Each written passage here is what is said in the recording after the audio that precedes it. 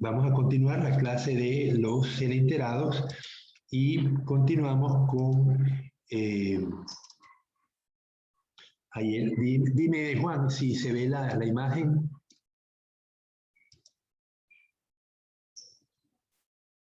Remache, dime si se ve la imagen.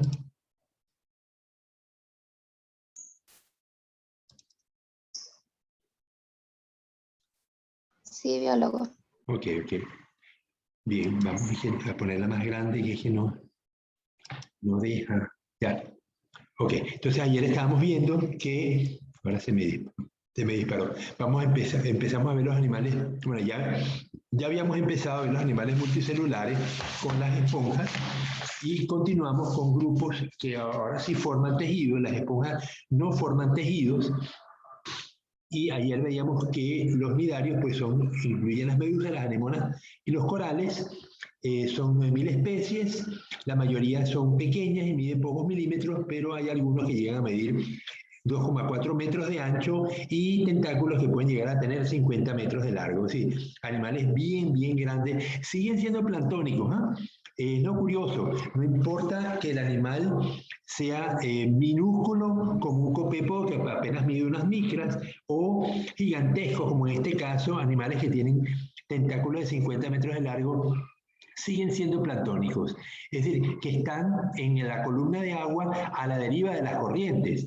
Ellos se mueven, pero la velocidad de movimiento o su capacidad de movimiento no compensa el desplazamiento de las corrientes marinas y con ellas van migrando. Por eso se consideran planctónicos, ¿no? Los peces, las larvas de peces son planctónicas hasta que el animal adquiere cierto tamaño y es capaz de moverse y desplazarse y permanecer fijo en un sitio, en una comunidad, ya sea en la columna de agua o en el fondo, pero no están a merced de las corrientes, los peces adultos, solamente los juveniles y obviamente las larvas.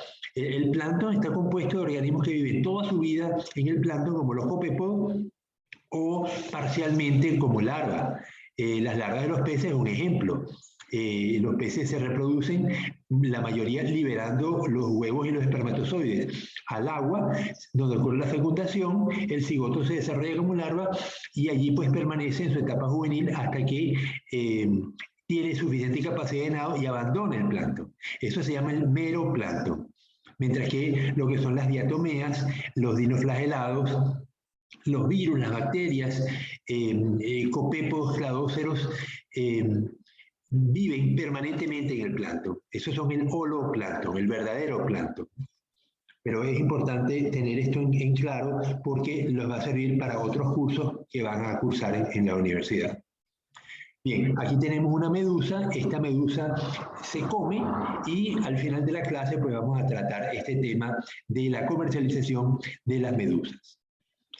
Aquí habíamos visto ya unos ejemplos de nidarios, hidrozoarios, antozoarios.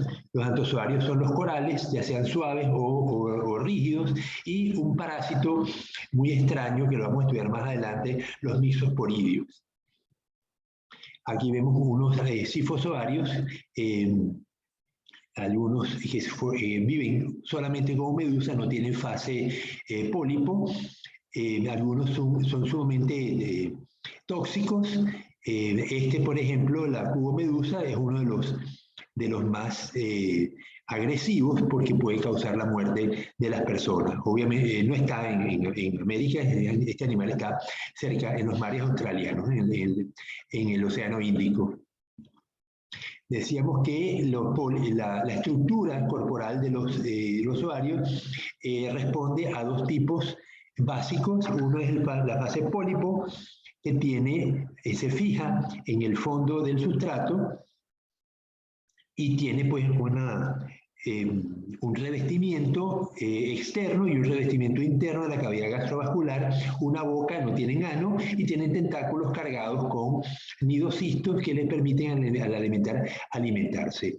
La fase natatoria es la fase medusa, que es parecida a la anterior, solo que no está fija y tiene una mesoglea entre el epitelio corporal, la pared externa y la pared interna. Esa mesoglea no es celular, está llena de tejido. veíamos que tenía la simetría radial, que se considera que es más primitiva que la bilateral que surgió posteriormente en el proceso evolutivo. La reproducción, la mayoría de los nidarios se reproducen sexualmente, algunos lo hacen asexualmente, pero no es lo común. Algunos organismos solamente tienen ciclo de vida como pólipo, otros, como por ejemplo los corales, otros tienen ciclo de vida solamente como medusa, y algunos tienen los dos. Entonces se van alternando una fase natatoria, que es la medusa, y una fase fija, que es el pólipo, ¿no? La reproducción varía mucho entre diferentes tipos de nidarios. Hay un patrón común que se produce, hay un patrón común es que los pólipos comúnmente se reproducen de forma asexual por gemación, lo que origina nuevos pólipos. Sin embargo, la gemación originaria originará medusas en vez de pólipos. O sea, las yemas que se forman de los pólipos van a formar medusas. Una vez que la medusa crece, alcanza la madurez, libera los gametos en el agua y el cigoto se desarrolla como plánula que se mueve libremente en el mar. Con el tiempo, las larvas se establecen sobre una superficie dura donde se desarrolla un pólipo. Aquí vemos la alimentación. Ellos tienen unas células que se llaman nidocistos y por eso le dan el nombre al filum, nidaria. Al contacto con el disparador se dispara esta célula que está retenida a presión y esto puede insertarse dentro del organismo que tocó y queda atrapado y pasa entonces a la cavidad digestiva, donde va a ser digerido en primer lugar externamente, o sea, en el interior de la cavidad gastrovascular, y luego va a ser asimilado por las células que van a completar la digestión. Y luego en los materiales de la digestión, aminoácidos, ácidos grasos y carbohidratos, van a pasar a difundir dentro del cuerpo del organismo. La presa es llevada a usar, bueno, ya lo expliqué. Aquí vemos algunos grupos. Los nidarios están divididos en 3 grupos: los hidrozoarios, los encifozoarios y los antozoarios. Los hidrozoarios, este que estamos viendo acá es un encifozoario muy agresivo, se distingue fácilmente por la ventosa llena de nitrógeno y esa cresta permite que el animal se desplace con el viento. Igual que la velela, este animal pues también aprovecha esas corrientes de viento para desplazarse por la superficie del mar y los tentáculos van arrastrándose. Ellos no se alimentan activamente, sino que las presas tienen que tocar los tentáculos y serán entonces capturadas. Vamos a ver entonces la diferencia. Los hidrozoarios, la mesoglea no tiene células, no hay nidocistos. En la gastrodermis, una de las características que la gastrodermis es solamente células epiteliales. Las gonadas son epidérmicas y los huevos espermatozoides son vertidos al exterior. A diferencia de otros organismos que los huevos son, todos son vertidos al exterior realmente. Aquí veamos un ciclo al de una medusa que solamente cumple con la fase de medusa, forma la plánula forma otra medusa. Está al medio, vemos que la medusa produce huevos, plánula, la plánula forma un pólipo y el pólipo forma medusas. La hidra, que vemos abajo, no tiene la fase de medusa, solamente la fase de pólipo y el huevo forma un pólipo. Aquí vemos la ovelia, bien especificado. Vemos que del cuerpo de la ovelia salen o gastrozoides, que tienen función de alimentación, o gonozoides, que su función es producir medusas. Esta reproducción de ellos es asexual. La fase del pólipo es asexual. La medusa es la que va a producir espermatozoides y óvulos. Aquí vemos, bueno, habíamos visto que en los encifozoarios la diferencia con los anteriores, con los hidrozoarios, es que tiene filamentos con nidocistos dentro de la cavidad gastrovascular. Del resto, pues se parecen mucho unos a otros, ¿no? Aquí vemos la aurelia, como la medusa produce la plánula produce un pólipo que se llama encifistoma, y el encifistoma forma un estróbilo que son muchas medusitas. una sobre otra que se van desprendiendo y va formando pues más medusas, ¿no? Aquí vemos finalmente los antozoarios, que son los corales rígidos y suaves, pues ellos forman una estructura que le da sostén. La estructura puede ser rígida o piedra, de carbonato de calcio, o proteinácea, como en este caso en los corales suaves. En ambos casos la estructura básica es la misma, el pólipo con sus tentáculos, en la cavidad gastrovascular, y unas septas pegadas a las cuales están las gónadas, ¿no? Habíamos quedado en la clase de ayer en este punto, los arrecifes. Un grupo de nidarios, los corales, tiene especial importancia ecológica. En muchas especies de coral, los pólipos forman colonias y cada miembro de la colonia secreta un esqueleto duro de carbonato de calcio. Los esqueletos persisten mucho tiempo después que muere el organismo y sirven como base para que otros individuos se adhieran a ellos. El ciclo continúa hasta que, después de miles de años, se forman arrecifes de coral masivos, sobre todo en zonas tropicales de aguas claras. Estos corales forman asociaciones simbióticas con protozoarios flagelados o zooxantelas que al asociarse al pólipo pierden el flagelo. Ahora, ¿por qué hace falta que haya aguas claras y más bien donde hay corales y el agua se pone turbia por algún río que empieza a descargar mucho sedimento, los corales mueren? ¿Qué relación ven ustedes entre la luz y los corales?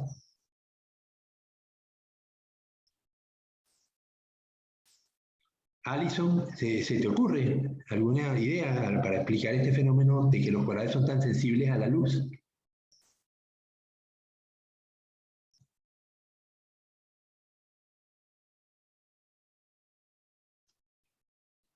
Kevin, no sé, no nos ayudas con alguna idea.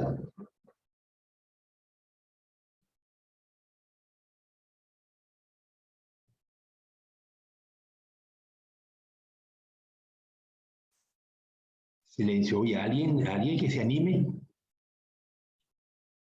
La luz tendrá que ver con la capacidad. ¿Puede repetir? Sí, los corales son muy sensibles a la luz. Ellos viven solamente en aguas claras. Si por casualidad tenemos una zona coralina y hay un río cerca y el río empieza a descargar enorme cantidad de sedimentos, los corales mueren. O se ven afectados y no dejan de crecer. Ahora, la pregunta es, ¿qué relación hay entre la luz y la persistencia de los corales en un ambiente? ¿Acaso los nidocistos dejan de funcionar porque haya luz o no hay, o deje de haberla?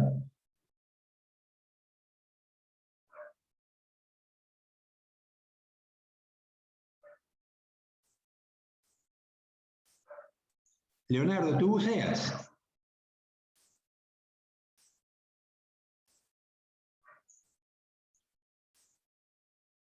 Bueno, pero ni siquiera logro que abran los micrófonos, imagínense ustedes.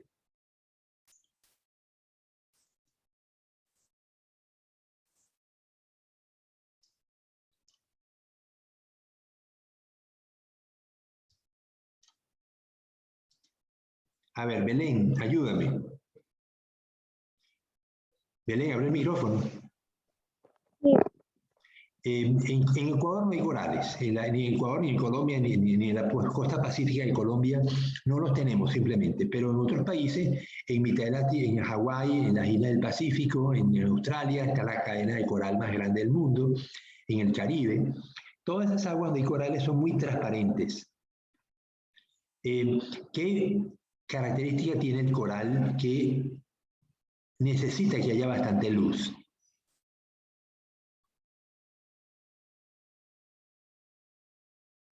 No lo entendí muy bien, disculpe. ¿Qué tiene el coral? Lee lo que está puesto al final.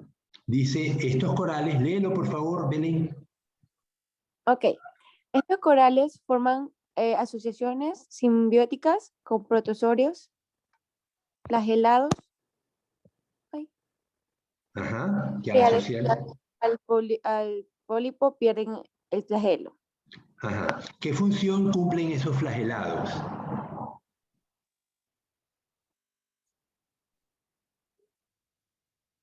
La verdad no me acuerdo muy bien. Ok, ¿alguien le ayuda?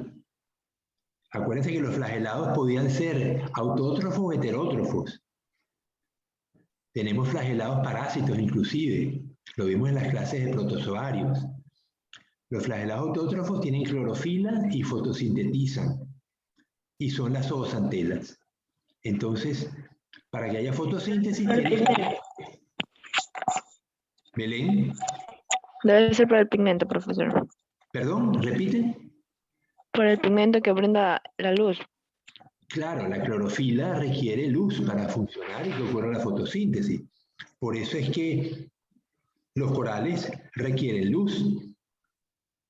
Ellos pueden alimentarse, sin las zooxantelas ellos pueden alimentarse, pero su capacidad de alimentación es muy baja comparativamente. Apenas el 20-30% del alimento se lo provee el coral de los nidocistos, de las presas que atrapan con los nidocistos. El 70% viene de las zooxantelas, del alimento que requiere. Y eso requiere luz. Entonces, en una comunidad coralina, empieza un río a descargar mucho sedimento, el agua se pone turbia, no hay suficiente luz y los corales tienden a desaparecer. Entonces vean cómo una comunidad coralina es muy sensible a la calidad ambiental.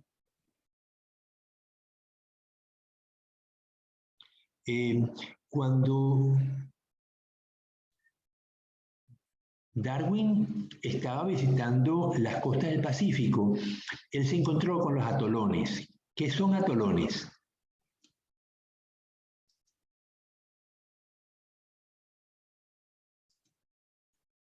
¿Alguien lo sabe?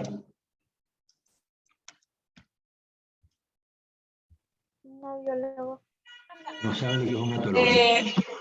Que es un arrecife coralino de forma anular. De forma, es importante Anular. anular. Ajá. Vamos a ver unas fotos de atolones. Vamos a poner las imágenes de un atolón.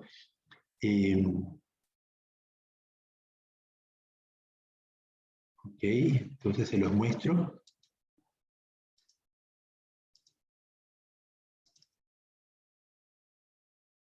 ¿Lo están viendo? Sí. Ok, entonces la pregunta es, ¿por qué se forman los atolones? Esto fue son muy característicos, son circulares, ¿no? Y solamente están en un sitio particular del planeta y forman esos círculos. Darwin se presenta también, pero plantea una hipótesis. Los atolones se forman sobre los cráteres volcánicos. Y los cráteres volcánicos se desplazan, ellos crecen o se hunden. Y de esa manera el atolón tiene esa forma circular, que de lo contrario los corales no tendrían por qué tener forma circular. Pero los cráteres volcánicos son circulares.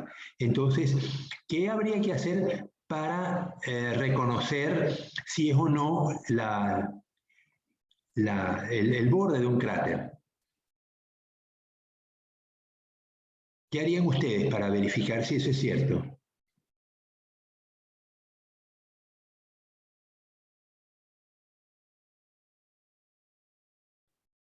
El arrecife, ¿de qué está hecho? Lo acabamos de decir que el coral secreta una pared. ¿De qué material? Carbonato de calcio. De carbonato de calcio. Ok, entonces todo el arrecife va a ser muy blanco, como lo tenemos aquí, como lo vemos en esta imagen. Muy, muy blanco. Pero, ¿qué harían ustedes para verificar si debajo de aquí hay un volcán?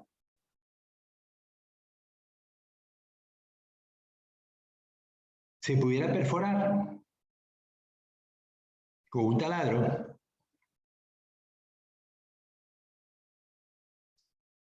Yuseli, si perforáramos con un taladro en el borde del arrecife o en el medio, no importaría, en cualquier sitio. La cosa es que si debajo de aquí hay un volcán, ¿qué tipo de piedra vamos a encontrar debajo del arrecife?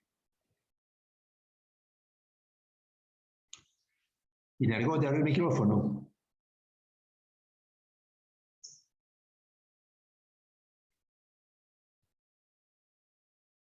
Oye, ¿qué problema con ustedes que no quieren ayudar? Leonardo, ayúdame. Si perforamos el coral, ¿qué vamos a encontrar debajo? Si acaso hubiera un volcán, ¿qué tipo de piedra forman los volcanes?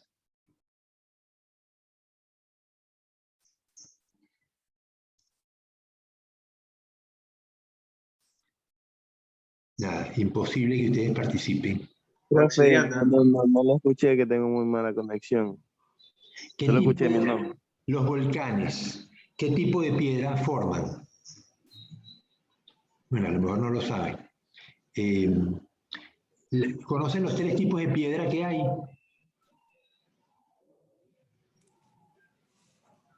Obsidiana, profe, no. Obsidiana, bueno, sí, la obsidiana pudiera ser, pero los 3 tipos de piedra, Y que el basalto también, ¿no? basalto, sí, es una piedra. Basalto y el pumita.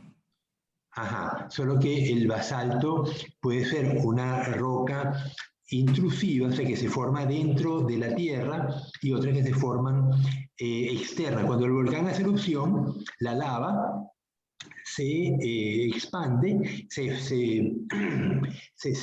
enfría muy rápidamente y no da tiempo que se formen cristales.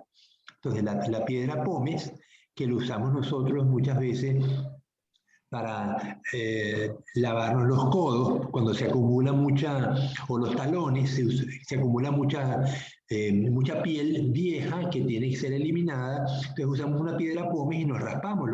Esa piedra pómez, que tiene muchos huequitos, es una piedra volcánica extrusiva. Cuando el volcán hace erupción, esa piedra se forma, los gases provocan esos huequitos que tiene la piedra pómez.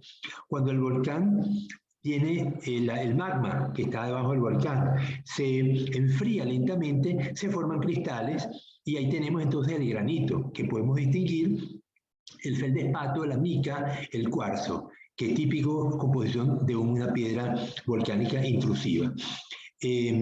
Las piedras pueden ser sedimentarias, por ejemplo, la piedra caliza o los corales, que cuando el coral se muere, forma masa de carbonato de calcio, eso se llaman rocas ígneas, rocas sedimentarias.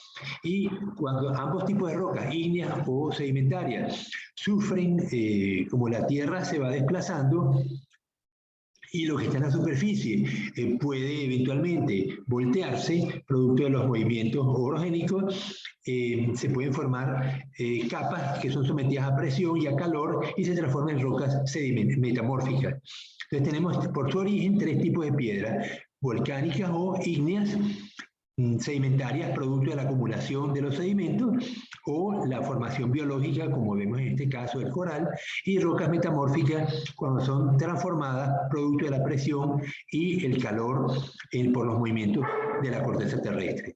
Entonces, en este caso, tendríamos una roca sedimentaria en la superficie del arrecife, pero si perforáramos con un taladro suficientemente profundo, vamos a encontrar, si es un volcán, rocas ígneas, ya sean extrusivas o intrusivas, pero ígneas al fin. Entonces uno puede verificar, perforando en distintas partes del atolón, que en la base va a haber rocas ígneas. Y se soporta la hipótesis que lanzó Darwin en sus tiempos, ¿no? Después de visitar las Galápagos, él siguió su viaje y se encontró con los atolones en el Pacífico y planteó esta explicación de que los corales formaban estos círculos porque estaban formando el borde de un volcán.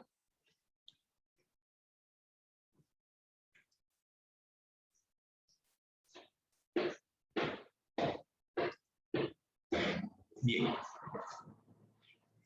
Vemos que los corales crecen. El animal está en la superficie de la estructura sólida. En el interior, simplemente él va creciendo y va depositando capas. Aquí vemos cómo el coral ha ido creciendo y formando estas capas que podemos ver sucesivamente. Vemos procesos de crecimiento lento, más oscuro, procesos de crecimiento rápido, más claro, y el animal vivo es el que está en el borde. Aquí vemos algunos ejemplos de corales, vemos primero los colores tan bonitos, ¿no? Pero fíjense que todos son asociados al marrón o al verde. producto de la asociación con las zooxantelas. Algunos son muy verdes, otros son más marroncitos, dependiendo del color que tenga la zooxantela con la cual está asociado en simbiosis el coral. Aquí vemos, además de corales, tenemos otras estructuras, tenemos medusas, anémonas, anémonas coloniales. Vemos esta que tiene el centro rojo y el borde amarillo. Estos no son corales, son anthozoarios, pero no son corales. Los corales los vamos a tener en los que son más pétreos, ¿no? Vemos también algunos poliquetos, que lo vamos a estudiar más adelante, los serpúlidos. Vemos esponjas, como esta que está aquí, esta forma de vaso, es una esponja. ¿Qué más vemos?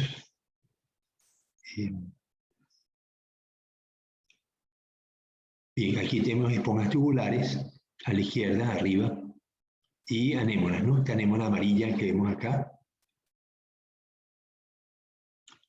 Bien, entonces, ¿por qué son tan importantes los arrecifes? ¿Qué beneficios le dan los arrecifes al ecosistema en primer lugar y a la humanidad en segundo lugar? Ámbar, ¿tienes alguna idea de por qué los corales son tan importantes para la humanidad?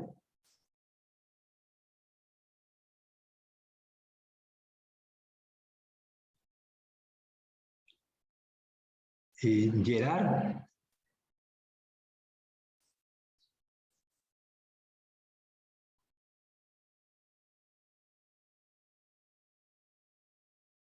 Nadie tiene idea de por qué los corales son tan importantes, entonces. Aquí yo estuve investigando y dice que los arrecifes del coral son uno de los ecosistemas más diversos y biológicamente complejos del mundo. Que las personas dependen de los ecosistemas y los arrecifes del coral porque estos proveen alimentos, protección costeras. Cuando hay un huracán, por ejemplo, tenemos dos comunidades, una que está rodeada de coral y otra que está rodeada de arena. ¿Cuál va a ser más impactada por el oleaje fuerte que se va a formar?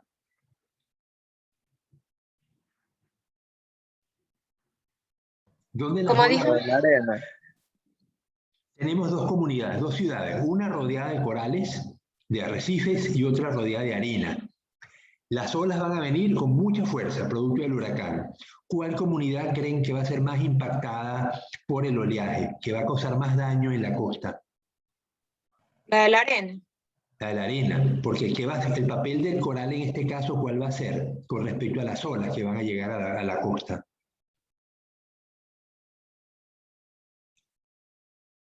La ola va a romper. ¿La ola dónde va a romper? ¿En el coral o en la playa? Cuando tenemos un coral formando un arrecife, una barrera de coral. Formaría la protección costera. Claro, la ola va a romper en el coral. La ola no va a romper en la orilla. Por lo tanto, cuando llega a la orilla, su energía ha sido atenuada y el daño a las casas o a las avenidas o a los carros va a ser mucho menor. En la que es playa arenosa, la ola va a romper en la orilla misma y va a pasar a la ciudad. Entonces, los arrecifes constituyen una protección importantísima de las costas, de las islas y de las ciudades, ¿no? Donde hay arrecifes. Aquí en Ecuador pues no los tenemos. Tenemos arrecifes rocosos. Enfrente de Jaramijón hay una zona de arrecifes rocosos, pero no son coralinos. Ok, y ahora desde el punto de vista de la diversidad de fauna. Decía la compañera que el arrecife coralino es uno de los ecosistemas más ricos, más diversos y más complejos del planeta, que proveen de alimentación a un montón de organismos y como provee mucho refugio, también lo veíamos ayer con las esponjas. En cuanto yo tengo una comunidad arenosa y le pongo estructura, La estructura puede ser coloco piedras que proveen refugio a organismos juveniles. Entonces, la persistencia de los organismos juveniles va a ser mayor al tener refugio y voy entonces a tener una fauna más densa y más diversa, producto de la estructura del sistema, de la complejidad estructural. Una playa arenosa es un sistema mucho más homogéneo, donde cualquier depredador puede ver a sus presas. No es fácil que las presas se escondan, ¿no? Tienen que ser rápidas. En una playa arenosa va a haber animales seguramente que tienen capacidad natatoria mucho mayor que los animales que conseguimos en un arrecife de coral, donde el animal basta con desplazarse pocos metros para conseguir refugio. Mientras que en una playa arenosa tiene que nadar bastante para poderse alejar del depredador. Entonces vemos que un arrecife, esa complejidad, y un arrecife que provee tal complejidad estructural, pues permite que muchos organismos sobrevivan aún sin tener que ser buenos nadadores. Basta que logren esconderse rápidamente. En los arrecifes vamos a tener pues muchos peces, muchos invertebrados. Hay animales que solamente viven en arrecifes, especies muy importantes desde el punto de vista comercial, como son los meros y los pargos, las brótolas, las curvinas de roca, las langostas, muchos camarones, van a vivir solamente en ambientes arrecifales.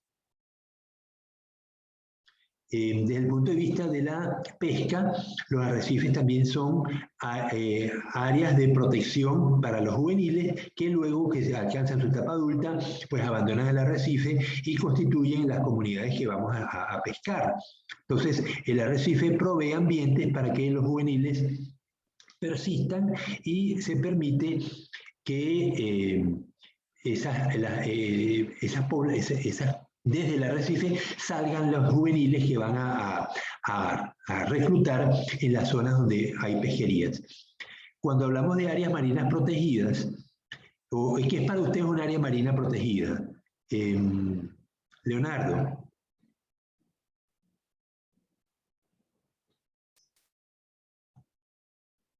Son áreas que están destinadas a la conservación. Ajá.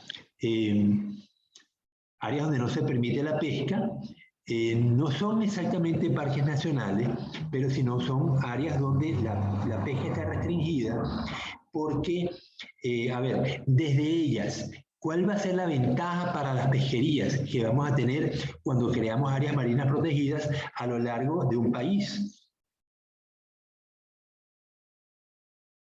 ¿Dónde va a haber más pesca? ¿Cuando tenemos un área marina protegida cerca o donde no hay ninguna?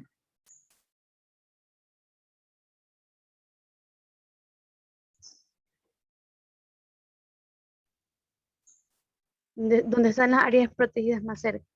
Ajá. ¿Qué va a salir de allí, de esas áreas marinas protegidas, para beneficiar al resto de los barcos que están rodeándola? ¿Por qué es bueno? ¿Por qué es bueno que haya áreas marinas protegidas para la pesca?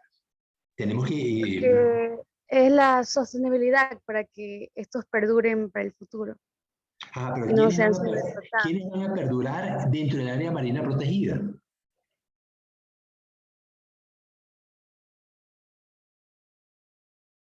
¿Qué cosa? ¿Quiénes van a perdurar dentro del área marina protegida? Todas las especies pues que se encuentran ahí. Claro, pero ¿cuáles en particular nos interesan? Digo, cuando hablamos de pesquerías.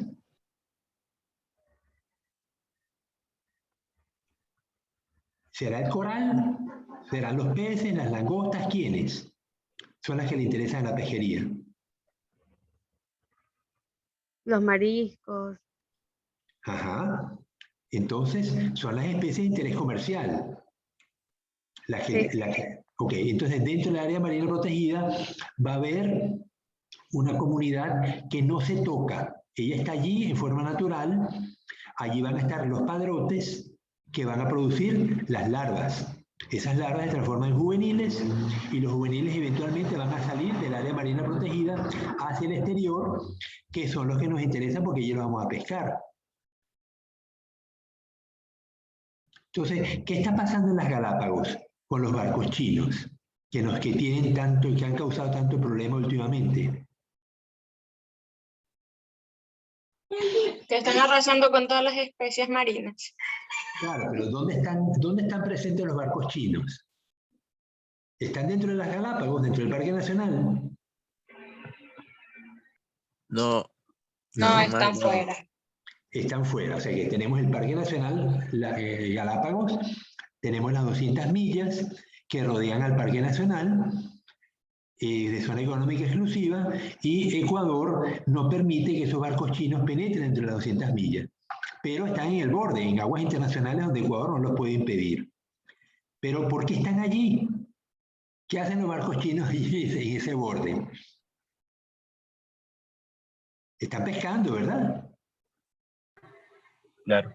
Entonces, de las Galápagos salen los organismos que se reproducen dentro de esa enorme superficie de las 200 millas alrededor de las Galápagos, que me están proveyendo la fauna que va a explotar la flota china y de otros países, no solamente están los chinos allí.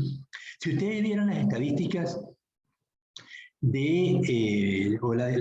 dispersión de las capturas de atún y peces de pico, peces picudos, verían que hay una concentración enorme alrededor de las Galápagos.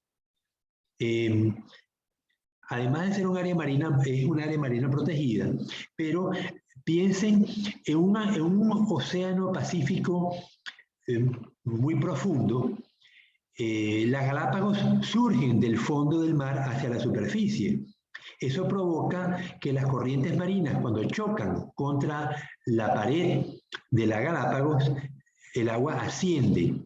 Al ascender, arrastra consigo minerales que los lleva a la superficie, donde son expuestos a la luz, y va a haber una cantidad de comida bastante mayor que la que hay en el resto del océano, producto de esos minerales que están siendo llevados a la superficie, producto de la corriente. La corriente pegó de la montaña y fue forzada a subir. Si no hubieran las Galápagos, la corriente seguiría su curso y esos minerales no llegarían a la superficie. Entonces, tenemos entonces una zona con mucha comida en mitad de un océano que tiene poca comida. Entonces, alrededor de las Galápagos se concentra una gran cantidad de fauna, entre ellos peces migratorios como los atunes, los picudos, los tiburones. Entonces, esta comunidad tan densa de fauna de interés para la pesca, pues le interesa a mucha gente, ¿no? A muchos barcos, pero Ecuador lo ha declarado Parque Nacional y no deja que pesquen dentro de las Galápagos. Pero en aguas internacionales no hay más remedio que permitirlo porque no podemos controlarlo, aunque tampoco las cosas son así tan a lo silvestre, ¿no? Los países se ponen de acuerdo para proteger y manejar los recursos altamente migratorios. Los atunes no son de ningún país en particular, ellos van migrando por el mar y para controlar su explotación los países constituyen comisiones. Una de ellas es la Comisión del Atún Tropical, la CIAT, que tiene su sede en San Diego y a la cual Ecuador forma parte, igual que Venezuela, igual que Colombia, Perú, México. Los países que están interesados en explotar atunes, pues forman parte de esa comisión y se sientan en mesas para discutir lo que se va a hacer, las cuotas que se van a establecer, las vedas, cómo vamos a manejar el recurso para que no se agote. Porque si simplemente lo dejamos que cada quien intervenga como quiera, pues un país con una flota muy grande va a explotar la mayoría de los atunes y los otros países van a quedar fuera. Y eso no se puede permitir. Entonces, las naciones se unen para manejar los recursos aún en aguas internacionales. Y si alguien de asomado quiere meterse sin permiso, los países toman sanciones. No es que van a llamar una flota y los van a atacar, porque son aguas internacionales de paso libre, pero le ponen sanciones económicas, ¿no? Les impiden comprar productos de sus naciones o los préstamos no se los dan. O sea, hay maneras de sancionar a los países sin implicar acciones bélicas, ¿no? Entonces, ustedes se dan cuenta del papel de los arrecifes y del papel de las áreas marinas protegidas en el mantenimiento de la biodiversidad del planeta y en el mantenimiento de las pesquerías. En Ecuador tenemos una serie de áreas marinas protegidas formadas por la extensión de los parques nacionales. En particular tenemos una muy cerca. ¿Cómo se llama el parque nacional que está más cercano a Manta?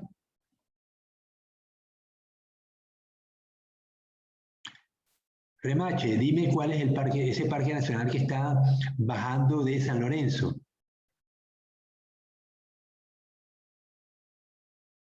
O cercano a San Lorenzo. De Machalilla. Exactamente. Entonces, ese parque tiene un componente terrestre y un componente marino.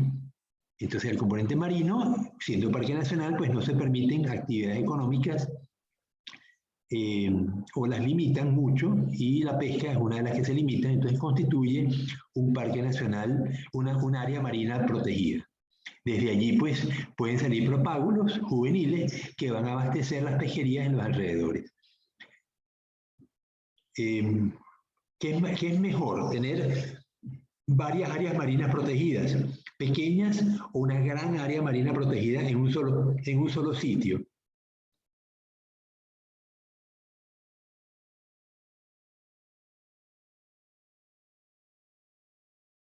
Ámbar, ¿se te ocurre?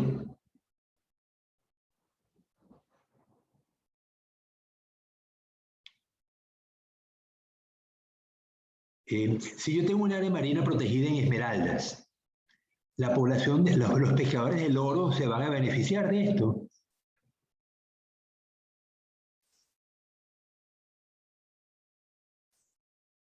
Juan, ayúdame tú, porque los compañeros están lentos para responder.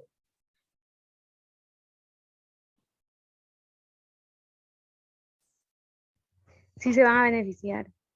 Los del oro, pero ¿quiénes se beneficiarían más de un área marina?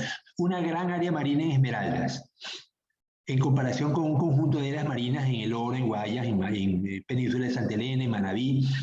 Tenemos estas dos estrategias.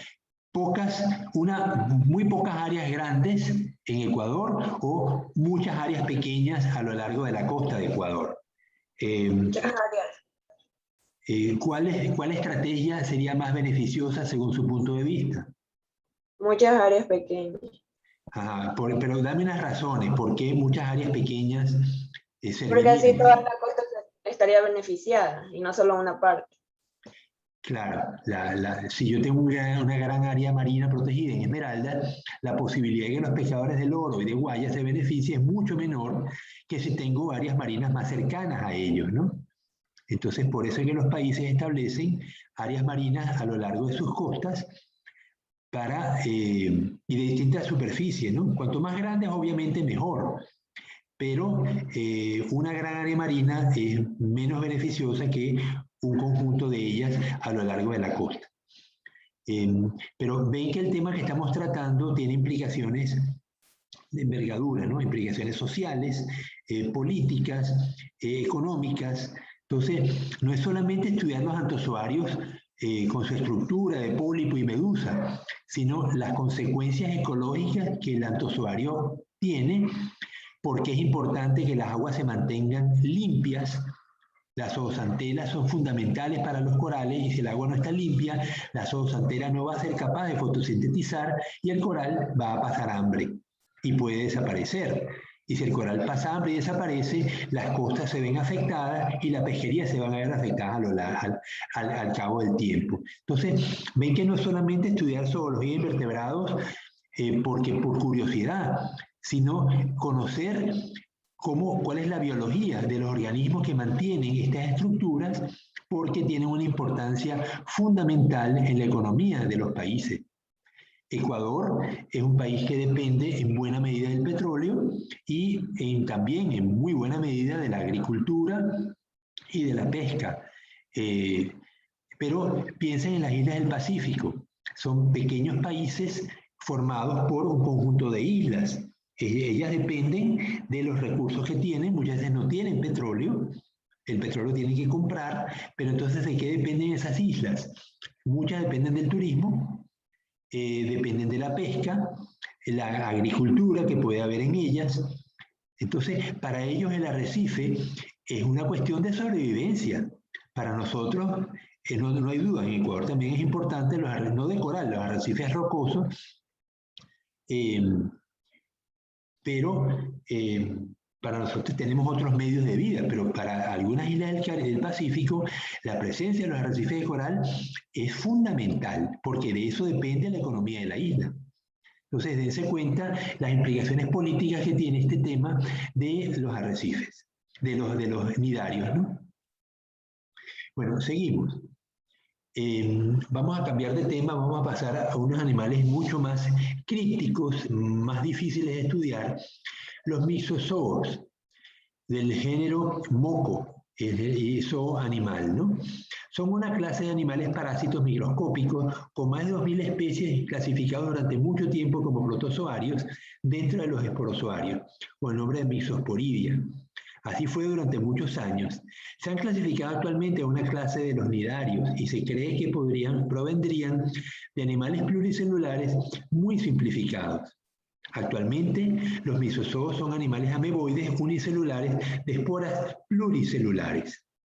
Entonces, repito, son animales ameboides unicelulares, pero las esporas son pluricelulares. Muchos misozoos tienen un ciclo de doble hospedador, en el que una fase transcurre en un pez y es sucedida a una fase, en el que a una fase de un pez sucedería prosigue una fase de un anélido o un briozoario. La parasitación o el parasitismo ocurre por esporas con válvulas que contendrían 1 o 2 esporoblastos y 1 o 2 cápsulas con filamentos que anclarían la espora al hospedador. Se liberarían unos esporoblastos móviles amébulas, que penetrarían en los tejidos del organismo anfitrión, desarrollándose como uno o varios plasmodios. Algunos núcleos después se aparejarían, uno se tragaría al otro para formar nuevas esporas.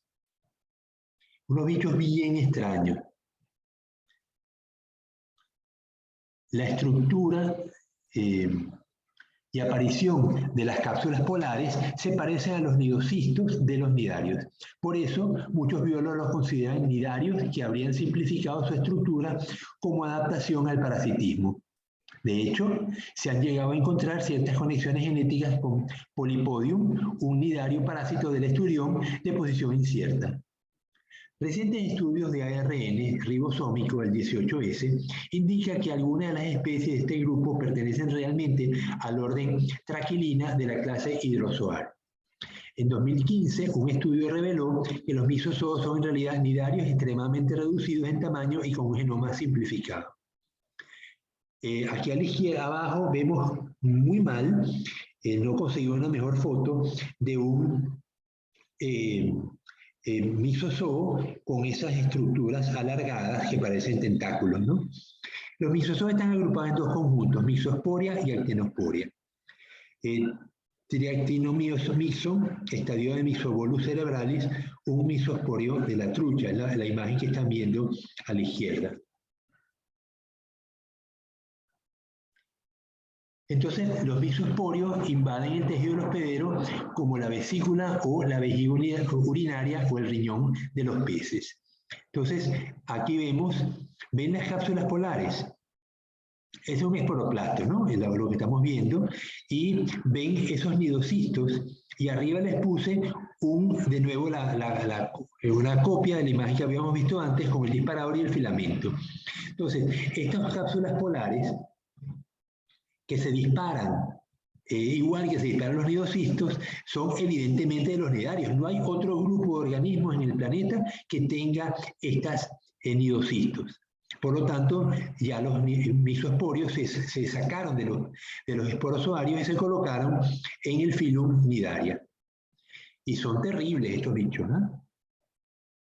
Miren lo que causan. ¿Ven el pez de abajo? Abajo vemos algo que parece una lisa.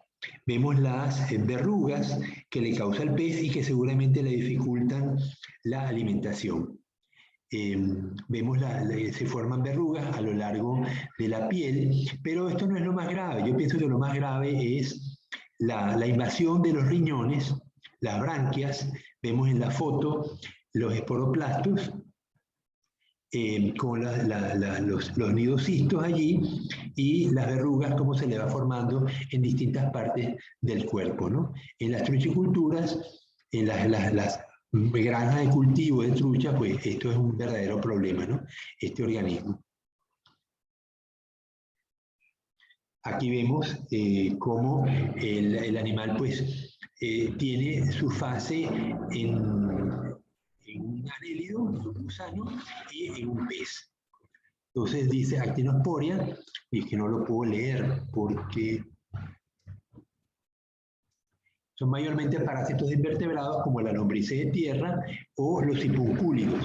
No vamos a ver los sipuncúlidos, pero son gusanos que viven en el fondo del mar. Las lombrices de tierra pues viven enterradas, ¿no? Entonces, muchos peces comen lombrices, aunque no creo que estén expuestos continuamente a las lombrices, más bien lo vemos en las películas y en las comiquitas, ¿no? Entonces vemos cómo la fase en el anélido, el anélido se va reproduciendo, luego invade el pez, donde va a formar los esporocistos y eventualmente pues los va a liberar, ya sea por las verrugas que tiene en el exterior o lo va a defecar y eso va a invadir al anélido.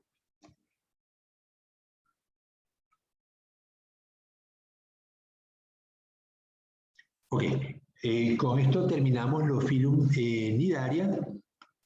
Vamos entonces a continuar con el siguiente grupo, que son los tenóforos, el filum tenófora. Dirán ustedes, bueno, pero este plancton gelatinoso es muy parecido a los nidarios, parecen medusas, sin embargo, los tenóforos tienen una característica evolutiva muy importante, que es tienen ano. Hasta ahora habíamos visto los nidarios, los poríferos, como las esponjas, no tienen boca ni ano, simplemente ellos capturan partículas que están flotando en el agua, ya sea partículas orgánicas, material orgánico en suspensión o bacterias, y las engloban por endosimbiosis y las digieren. Cada célula en la esponja se comporta como un individuo aparte, o sea, no forman tejido. En el caso de los nidarios ya vemos que hay tejido, que hay una cavidad gastrovascular, pero la boca es lo único que existe, el ano no va a existir y el alimento que es desechado pues sale por la boca. A partir de los tenóforos ya tenemos ano, tiene boca, ano y una cavidad digestiva, y eso los diferencia fundamentalmente de los nidarios. Los tenóforos no tienen nidocistos como tienen los nidarios, tienen unos tentáculos que les ayudan a capturar las presas. Las aproximadamente 150 especies de tenóforos tienen simetría radial. Con simetría radial tienen semejanzas superficiales en apariencia con algunos nidarios, pero forman un linaje evolutivo diferente. La mayoría de los tenóforos miden menos de 2,5 centímetros de diámetro, pero algunas especies pueden crecer a más de 1 metro de diámetro. Los tenóforos se mueven mediante cilios que están ordenados en 8 hileras conocidas como paletas natatorias o peines. En latín, teno, con C delante, teno significa peine. Y tenóforo, foro significa llevar. Entonces, un tenóforo es un organismo que lleva peines. ¿De dónde sale ese nombre? Vean el animal arriba que tiene esas 8 hileras. Cada una pues parece un peine. Por eso se llaman tenóforos. Aunque la mayoría de los tenóforos no tienen color y son transparentes o translúcidos, la luz que se dispersa por el movimiento de los cilios de los peines puede parecer como 8 coloridos arcoíris, siempre cambiantes a lo largo del cuerpo del tenóforo. Porque al desplazarse, los cilios al moverse descomponen la luz en sus colores elementales y por eso vemos esos tentáculos tan bonitos y coloridos, ¿no? Pero en realidad ellos no tienen color. Lo que somos nosotros que estamos viendo la luz descompuesta en sus colores, ¿no? Aquí vemos la estructura de un tenóforo, la morfología. Empecemos por abajo, vemos que tiene una boca, la faringe, el estómago o infundíbulo y el ano, el poro anal, la parte superior. El estómago está dividido en varias secciones. Luego tenemos los orificios de la vena tentacular, de la vaina tentacular, y tenemos el tentáculo, ¿no? Vemos los peines, los 8 peines, y los peines tienen unos cilios que le permiten el desplazamiento del animal, ¿no? ¿Qué más vemos? El canal gastrovascular. Yo creo que eso es todo lo que muestra la imagen, ¿no? Son animales bastante simples.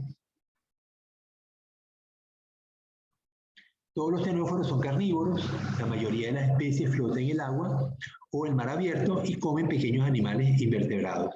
En algunos casos, incluso otros tenóforos más pequeños también son parte de su dieta, que capturan mediante tentáculos pegajosos. Los tenóforos carecen de células punzantes ni ocitos que caracterizan a los nidarios. Casi todos los tenóforos son hermafroditas. Cada individuo libera tanto espermatozoides como óvulos al agua circundante. Los óvulos fecundados flotan libremente en el agua hasta que emergen las larvas y gradualmente se desarrollan hasta llegar a ser tenóforos adultos. Aquí vemos algunas formas, algunos son coloreados, la mayoría son transparentes, pero este que les muestro acá, vemos los dos tentáculos con las ramas pegajosas. Y arriba pues vemos una serie de formas de los tenóforos. Algunos son en forma tubular, otros parecen como un corazón. Aquí vemos un tenóforo que fue capturado en casi 4.000 metros de profundidad en frente de Puerto Rico en el 2015. Esta foto la saqué de National Geographic. Vemos los dos tentáculos y las estructuras pegajosas y los 8 peines que caracterizan al animalito, ¿no? Bueno, entonces, los tenóforos forman parte del plancton gelatinoso, del cual pues tenemos los nidarios y los tenóforos, ¿no? Algunos de estos organismos pues se van al fondo y constituyen pues el material que va a ir llegando de la superficie hacia el fondo y alimenta pues los animales que están en esas aguas profundas. Quería ahora discutir el esquema que les pasé antes, que les puse en el aula, en el WhatsApp. Vamos a ver si lo tengo.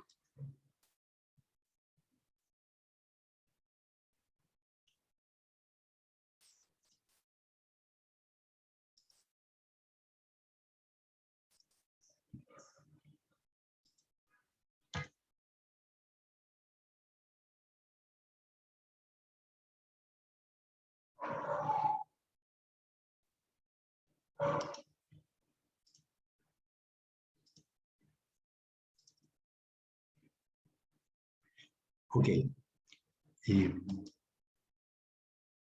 Vamos a ver si me deja mostrarlo. Si no, oye, a veces le ponen...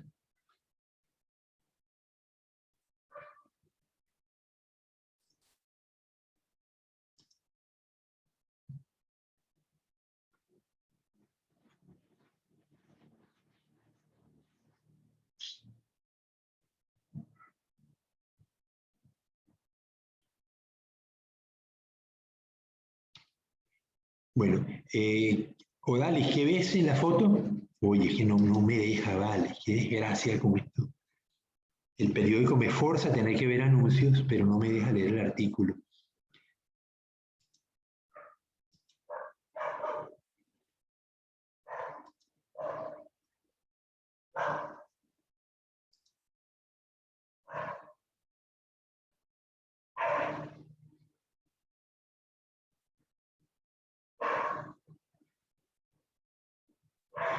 Odalis, ¿qué ves? Nada, no deja, vale, no deja. Voy a tener que mostrarlo desde Word. Vamos aquí a ver si me libero del internet.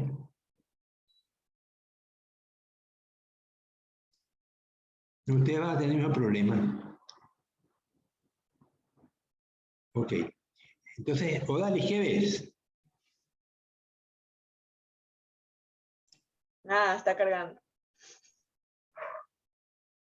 Pero se veían unas mujeres. Y unos caballeros también, 2 caballeros y 4 damas. ¿Y qué Ujú. tienen en la mano? No, no sabría decirle, pero es algo blanco. Algo blanco. Es el paraguas o la cápsula de una anémona, de una medusa. Ujú. Ellos Sí. venden medusas. Sí me di cuenta por el título. Claro, dice, medusas que alimentan a chinos y empoderan a madres de familias indígenas.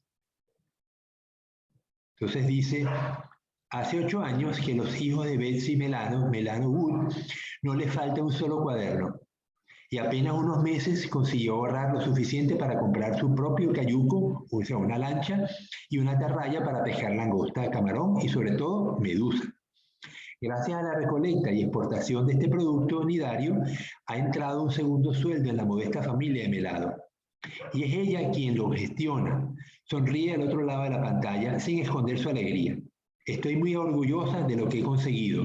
Como ella, cerca de 4.500 mujeres indígenas de la región de la Mosquitía, al noreste de Honduras, han impulsado durante años la economía local, gracias al mercado asiático que demanda este producto como plato gourmet. Sin embargo, la crisis del coronavirus ha paralizado por completo las ventas en el extranjero en plena temporada de pesca. Hay medusas desde agosto, pero no hay compradores. Este artículo es del año pasado, de julio del año pasado. Perdón, de octubre del año pasado. Vamos a ver si lo dice. Sí, dice septiembre del 2020, el país. No sé qué vamos a hacer, nosotros dependemos de esto en la mente de la pescadora. En este pequeño pueblo costero de 104.000 habitantes, nadie come medusas. A 14.000 kilómetros de allí, en países como China, Japón y Corea, este animal es un selecto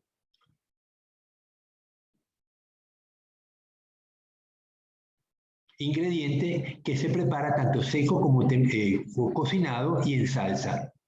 No, no, no, repite Wendy Paulisto entre risas y con una muesca de rechazo impregnada en la cara. Lo hemos probado para saber qué es lo que comen allá, explica la secretaria de la Junta Directiva de Pescadores de Medusa de Yauravila. Pero aquí no es típico, reconoce. Luis Gradis, coordinador del programa Prahuanca de Ayuda en Acción para el Desarrollo de la Mosquitía, sabe que el escaso consumo es un factor positivo. Todo lo que se produce se exporta. Estas familias venden de media unas 1.000 toneladas de medusa y generan al país cerca de 2,5 millones de dólares anuales. Estamos hablando de mucho dinero, más de 2 millones de euros. El negocio de la medusa es la promesa del futuro y crecimiento de una de las regiones más pobres de Honduras, que además sufre de primera mano los estragos del cambio climático. En el país centroamericano, el 76% de la población vive en una situación de pobreza, según un informe del 2007 de Ayuda en Acción. Esta ONG lleva 3 décadas impulsando el desarrollo de las minorías que representan el 12% de los hondureños. Por ello, la Mosquitía ha sido el principal terreno de trabajo en la zona con mayor diversidad de pueblos autóctonos y posee 1/3 de los recursos naturales del país. Sin embargo, el negocio de la medusa es la promesa del futuro y crecimiento. No, esto ya lo leí. Es una región tradicionalmente abandonada por el gobierno, con un 25% de analfabetismo y cuya explotación de la riqueza natural apenas ha revertido en su comunidad. ¿De qué vivimos si no es de la medusa?, se preguntan las pescadoras. Las manos se las mueven solas, cuentan paso a paso el minucioso proceso que realizan durante los 105 días que dura la campaña al año, como si tuvieran al animal delante. Hay que separar el piñón de la campana y limpiarlo bien, así para quitar las babas y la arena que se le queda dentro, explican entre gestos. Después le echan alumbre. Alumbre es un sulfato de aluminio que elimina el veneno de la medusa y permite que se pueda comer. Y más adelante, salmuera, una mezcla de sal con agua. Lo dejamos así 48 horas como mínimo, cuenta Melado. Se deshidrata, se empaqueta y se manda a la planta en La Ceiba y desde aquí Se exporta a Asia y a Europa. Entre que se pesca en la costa hondureña y están listas para mandar al comensal en Pekín, pasan cerca de 15 días. Por cada jornada, estas mujeres reciben entre 7 y 8 euros. Sí, el salario, 8 euros sería alrededor de unos 11 dólares. El salario en Ecuador son 13 dólares diarios. Es decir, que están recibiendo un salario muy parecido al de Ecuador, que es uno de los más altos del continente. Entonces, vemos que el impacto económico que tiene la pesca de medusas y su explotación es importante. Muy pocos países tienen los salarios que oferta Ecuador. El más alto es el de Panamá, le sigue Chile y luego sigue Ecuador con 400 dólares. El presidente Lasso mencionó que iba a tratar de subirlo a 500. Nos aproximaríamos entonces al salario de Panamá. Vamos a ver si lo logra sin que eso cause un proceso inflacionario fuerte en el país. Seguimos. El negocio de la medusa no es nuevo en la zona, pero sí el liderazgo indígena, sobre todo el de las mujeres en la comunidad mosquitía. A Gradís aún le sorprende lo mucho que ha cambiado todo en los últimos años. Antes llegaban compradores orientales y había una productora pequeña. Hoy hay 13 empresas en el territorio y todas las llevan familias indígenas. Cuenta por videollamada. Ayuda en Acción, la ONG, atiende la explotación del 60% de la producción local y se encarga de tejer las redes entre empresarios y coordinarlos con el mercado. Ahora no dependen de que vengan o no los asiáticos. Las medusas son un trabajo de mujeres. Para Wilder Rodríguez Wood, facilitadora de la cadena de pesca impulsada por Ayuda en Acción, la clave está en el desempeño de ellas. Su precisión y rapidez en las tareas de maquilado las convirtieron en mejores candidatas que los hombres. Ellos se encargan de pescar y una vez que pisan tierra firme, las medusas son trabajo de mujeres. Muchas de ellas son madres solteras, esposas de buzos lisiados o jefas del hogar. Ellas llevan el sustento diario y sienten que están haciendo algo por el futuro de sus familias. Eso les emociona. La gestión del dinero también es diferente en manos de ellas. Cuando eran los hombres los que cobraban, a casa llegaba lo que sobraba de la bebida o el juego. Dice Rodríguez, desde que los dosifican ellas, muchos niños pueden estudiar, comen y viven en mejores condiciones. Hace 5 años que Paulito se dedica a la medusa y sus hijas de 5 y 3 años ya se van haciendo con la técnica. Es algo que han visto desde que nacieron. Sería un orgullo para mí que continuaran con la tradición, reconoce. Sin embargo, todo está parado. Estos primeros días de septiembre, más inusual que recuerdan, la incertidumbre lo impregna todo. Paulista y Melado buscan ahora salidas alternativas en el negocio local y en la venta de otros pescados y mariscos para sobrevivir. Pero no es fácil. La vista está puesta en el calendario, los días siguen pasando mientras que el motor económico de la mosquitía espera la luz verde del gobierno y sus nuevas normativas para arrancar de nuevo. No se puede olvidar de nosotros. Bueno, aquí vemos unas imágenes de los troncos. Acuérdense que ellos separan los troncos de la campana y ambos son... No se ve nada. Dime. No se ve nada, la pantalla está blanca. Ah, caramba. Ya va. Vamos entonces a...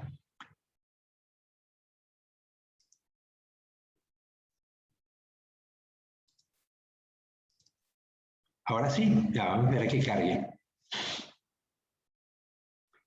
Yo les decía que ellos separan los troncos de las campanas y ambos los someten a lumbre. La campana no debe tener nidosistos, bueno, en la boca sí, no. Como son sinfosovarios, ellos tienen nidosistos en la cavidad gastrovascular y por lo tanto pueden impactar su consumo si no se elimina el veneno. Entonces, tenemos la zona tentacular, la zona de la gastrozoide y los tentáculos. Los tentáculos se los quitan, ¿no? Aquí vemos el producto seco, ya listo para exportarse, lo meten en estas fundas, en estos recipientes plásticos. Aquí vemos el proceso.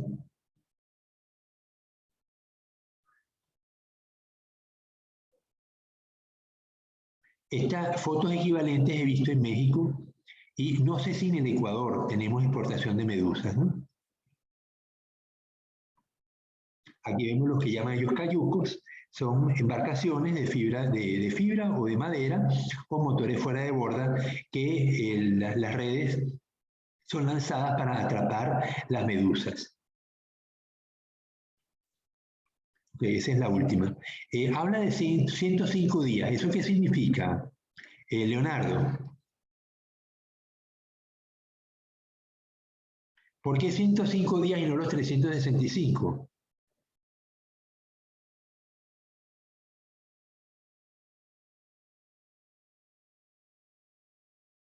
Alison, ¿se te ocurre?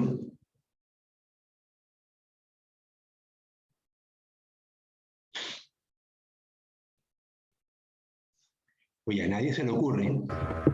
¿Cómo fue la pregunta, profesor?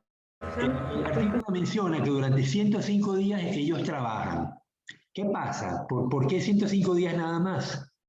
Me imagino que debe ser el periodo donde está estable la medusa para el proceso, digamos, hacer el proceso de... Bueno, estos recursos, como la medusa, son estacionales. Solamente las medusas son animales que se desplazan con el plancton, pero no están todo el año disponibles. Ellos tienen sus momentos del año donde van a estar en las costas de Honduras y pueden ser explotadas. Del resto, las corrientes marinas cambian, igual que aquí en Manta, dentro de poco ya está enfriando el ambiente, la corriente de Humboldt. Antes tenemos la corriente del Niño, que es la que mantiene las altas temperaturas. La corriente del Niño viene de Colombia, la corriente de Humboldt viene del Polo Sur. Entonces, ahora en mayo empieza la corriente de Humboldt a predominar en las costas de Manta y enfría el ambiente. Igualmente va a pasar en Honduras. La corriente del Golfo, que viene que va hacia el Golfo de México, bueno, Honduras está pegado al Golfo de México, pues sufre los cambios de las corrientes y cuando las medusas están disponibles durante esos 105 días. El resto del año no hay medusa para explotar. Ellos vivirán de otro tipo de producto, ¿no? El papel de la mujer en la pesca. Ustedes, cuando se gradúen de biólogos, seguramente varios de ustedes van a trabajar en la subsecretaría de pesca. Les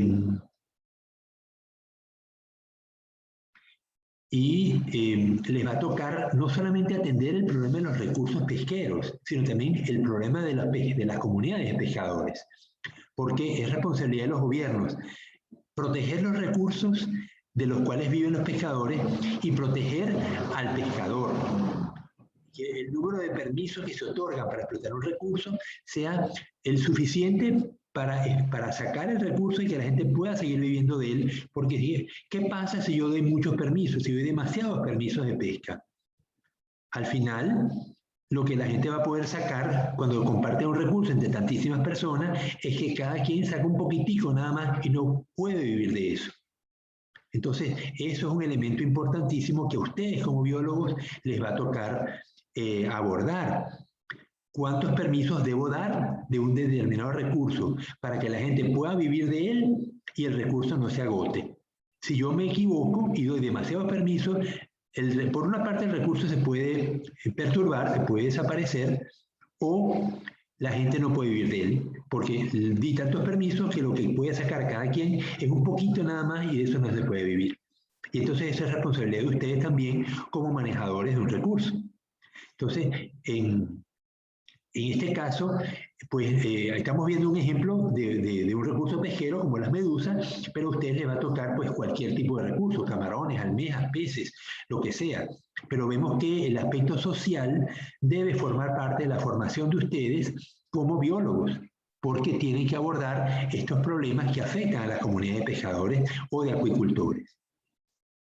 El papel de la mujer, fíjense como decía, cuando pasaron las mujeres a ser los proveedores de dinero en casa, la familia mejoró sustancialmente. Ahora los niños pueden estudiar y tienen sus cuadernos completos. Parece una tontería, ¿verdad? Una frase que quizá no tiene suficiente importancia, pero es crucial. El hecho de la mujer participante en un sector, participante económico, en un sector de gran pobreza, Primero, anterior a esto, las mujeres dependían de conseguir un marido que fuera a la pesca y proveyera el alimento para la familia y los hijos. Sin embargo, en estas comunidades con niveles culturales relativamente bajos y académicos, pues no se diga, ¿no? Muy bajos, un 25% de alfabetismo es altísimo. Cuando yo era pequeño, tenía la edad de ustedes, el analfabetismo en algunas regiones de Venezuela podía llegar al 70%. Y en algunas comunidades de pescadores puede ser todavía más alto. Es decir, que el sector pesquero, donde los niños empiezan a trabajar muy jóvenes, y por supuesto, si empiezan a trabajar, no pueden ir a la escuela, pues crecen, son adultos y nunca aprendieron a leer y escribir. Entonces, es un sector donde el analfabetismo es un drama importante y pues también será papel de ustedes en el futuro cómo abordar este problema y cómo buscarle solución. Pero es el hecho de que en estas comunidades de tan pocos recursos económicos y con un nivel académico muy bajo, la mujer en gran medida depende del hombre que proveía el sustento de la pesca, porque en las fuentes laborales pues no había otra, hasta que apareció la medusa y vemos cómo ellas ahora las procesan. No necesariamente son pescadoras. Seguramente hay mujeres pescadoras como las hay en Venezuela, pero la gran mayoría de las mujeres son procesadoras. Igual que ocurre en Manta con el proceso del atún y la sardina. Quienes mayormente procesan atún y sardinas en la parte de limpieza y extracción de los lomos son damas. Uno va a las empresas procesadoras, las múltiples que hay en Manta, y van a ver a cientos o miles de trabajadoras involucradas en esto, ¿no? También hay caballeros, pero la inmensa mayoría son damas que participan aquí. Y el hecho de que sean las mujeres administradoras de los recursos, del dinero, ahora que ellas lo pueden producir, pues mejoró sustancialmente a la familia. Entonces, dense cuenta del impacto social que tiene una pesquería, en este caso, nidarios. Así como veíamos que los corales son fundamentales en la economía de ciertos países, las medusas ahora son fundamentales en la economía de algunas regiones de países, ¿no? Entonces, este tema deja mucho de ser un tema, uno más de los temas que vamos a estudiar, sino dense cuenta las implicaciones económicas, políticas y sociales que tiene el estudio de estos animales y cómo su estudio nos permitiría eventualmente cultivarlos. Eso nos haría independientes y en lugar de 105 días pudiéramos trabajar los 365 días si lográramos obtener cultivos de medusas. Ya vemos que las medusas son en la fase reproductiva que producen huevos y óvulos espermatozoides que me producen plánulas. Si yo pudiera capturar las plánulas y lograr que me transformaran o en pólipos o en este caso en medusas, yo pudiera entonces mantener un cultivo. Lo que tengo que buscarme como las alimento, que eso es una complicación también, ¿no? No hemos podido, por ejemplo, avanzar en el cultivo del chame porque no sabemos cómo alimentar las larvas de chame. Los adultos sí, pero las larvas no, y se nos mueren. Entonces, igual si lográramos descubrir cómo alimentar las medusitas, que son plánulas y empiezan a alimentarse, pudiéramos entonces cultivar las medusas y lograr que esta gente, en lugar de trabajar 105 días al año, trabajen los 365 si así lo quisieran, ¿no? Entonces, por eso quise usar este artículo para que vean las implicaciones que tiene los temas que estamos estudiando y las posibilidades a futuro, cómo conociendo la biología de los animales podemos eventualmente desarrollar técnicas para su cultivo.